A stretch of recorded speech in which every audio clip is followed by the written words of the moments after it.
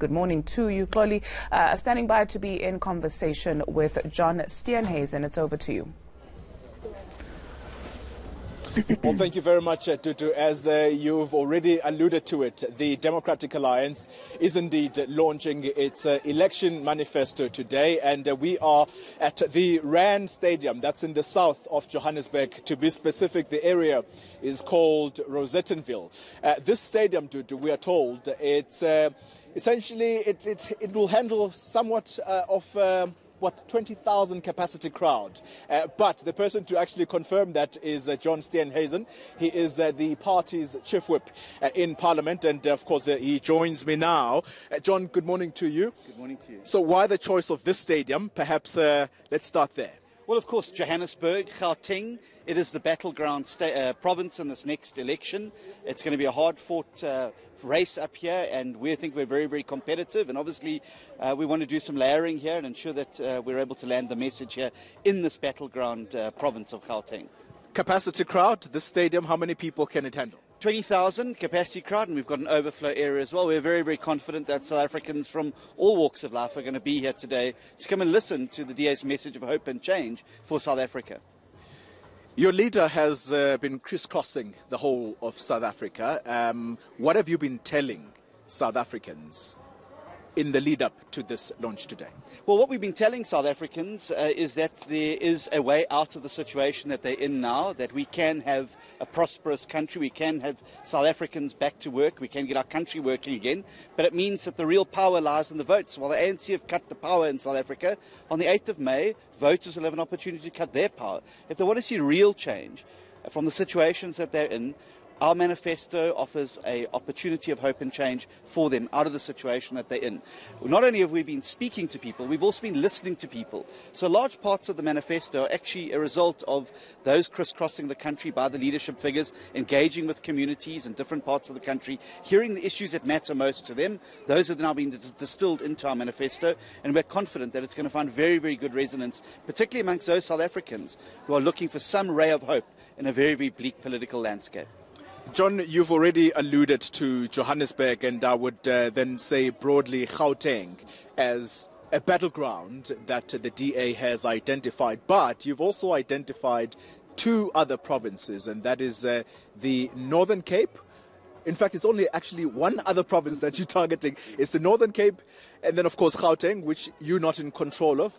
Then you want to retain the Western Cape. Why the choice of these two provinces that you do not currently have a stronghold in? Well, Gauteng particularly because there is now a very, very strong platform that has been built with our control of the two biggest metros in this province, Tshwane and Johannesburg, and the incredible record of work that's been done there by Mayor Mashaba, by Mayor Mzimanga, and now going to be continued by Mayor Mokgalapa. Really difference, changing people's lives, extending clinic hours, keeping communities safer, ensuring that we root out corruption in these municipalities. It's given us a real prospectus to be able to go to the voters of Gauteng and say, these are the changes we've made in the cities. Isn't it time you gave us a chance to bring this change to the entire province? The Northern Cape, ANC very vulnerable, very, very small population. So what makes the ANC vulnerable? There's a great deal of infighting in the ANC there up in the Northern Cape. There's two very, very strong factions who are pushing against each other. You saw the debacle in Kimberley, the firing of the 10 councillors in that particular municipality. The by-election results in this last election were not good news for the ANC. It shows that they are incredibly vulnerable to opposition challenge, and we are very confident that in the Northern Cape we have a good chance, if enough voters who want change come out on election day, to bring the ANC under 50%. Just putting you on the spot as we wrap up this interview, John. Last general election in 2014, you garnered 22% of the vote. What are we looking at going into the 8th of May? Well, we've been very clear what we would like to achieve in this next election is around about 27%. But obviously the key thing to do here is to show growth. We need to grow in this election. As a political party, you need to be growing in every single election. We've managed to achieve that since 1994. Our predecessor party, 1.4%. We're now 22.3%. We're the only party that's grown in every single election since 1994, and we're hoping to repeat the same trend in this coming election.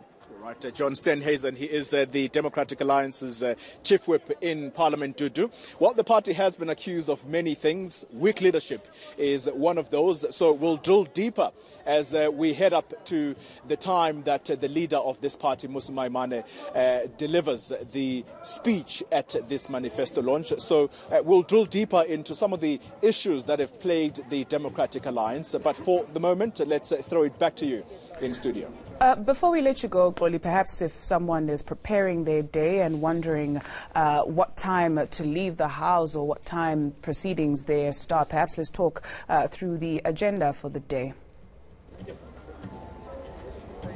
Well, let me actually answer that by grabbing John Steenhuisen once again. He's just about to leave. And John, a very interesting question has just been asked by my colleague in studio, and that is that if someone is interested in coming and attending this manifesto launch of the DA, what time should they leave the house, and when does Mmusi Maimane actually deliver the speech? Well, we'll have to get somebody else who's got the program for you to come on and give you all those details. But I would start making my way down here certainly in the next hour. I think the seats are going to fill up very, very quickly. There's a lot of interest, a lot of keen interest. But I think that we'll be able to sort of get the program underway. There's some great entertainment. I think Mmusi will probably be on just before midday.